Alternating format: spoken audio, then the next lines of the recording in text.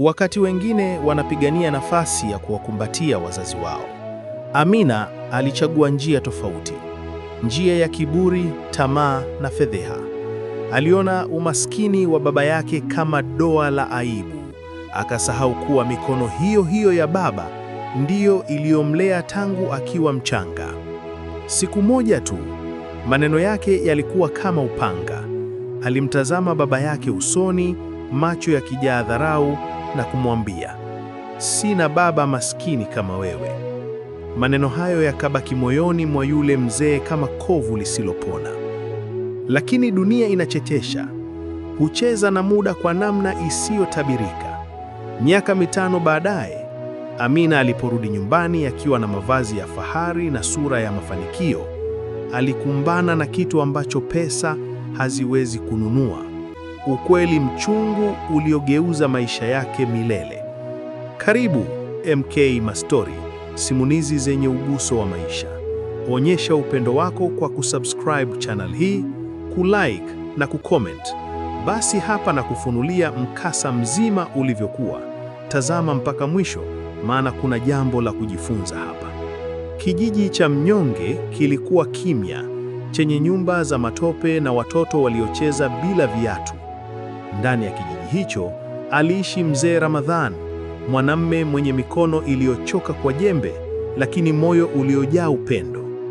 Kila alfajiri aliondoka na kapu lake la zana, akihangaika mashambani akijaribu kumwekea binti yake Amina maisha bora. Amina ndiye furaha yake pekee baada ya kufiwa na mkewe miaka 5 iliyopita. Lakini kadri miaka ilivyozidi kusogea, umaskini ulizidi kumfanya Amina kuona aibu. Alianza kuamini kuwa dunia haimheshimu maskini, hata kama wana moyo wa dhahabu. Kuna wazazi wanaolala njaa ili watoto wao wale.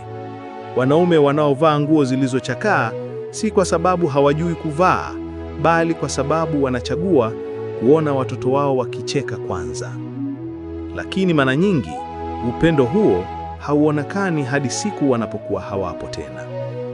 Siku moja, mzee Ramadhan alimuita Amina pembeni ya meza ya udongo. "Binti yangu," alisema kwa sauti tulivu, "usikate tamaa. Elimu yako ndiyo urithi wangu." Lakini Amina alinyamaza, akitazama chakula kidogo kilichokuwa mezani. "Baba, maisha haya yananiudhi. Kwa nini kila siku ni mateso? Wengine wanaishi mjini, wanavaa vizuri, wanakula vizuri.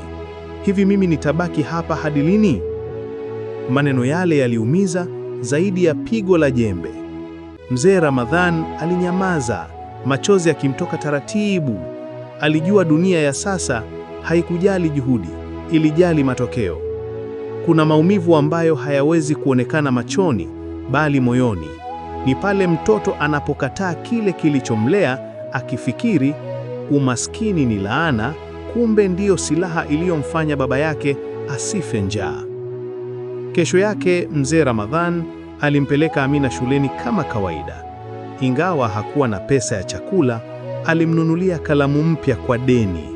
Alijua kalamu moja inaweza kufungua maisha mapya kwa mtoto wake. Lakini Amina hakujali tena. Kila alipowaona watoto wa mjini wakija likizo na magari makubwa, moyo wake ulizidi kuchoka. Alitamani kuwa kama wao, hata kama ni kwa gharama ya kumwacha baba yake.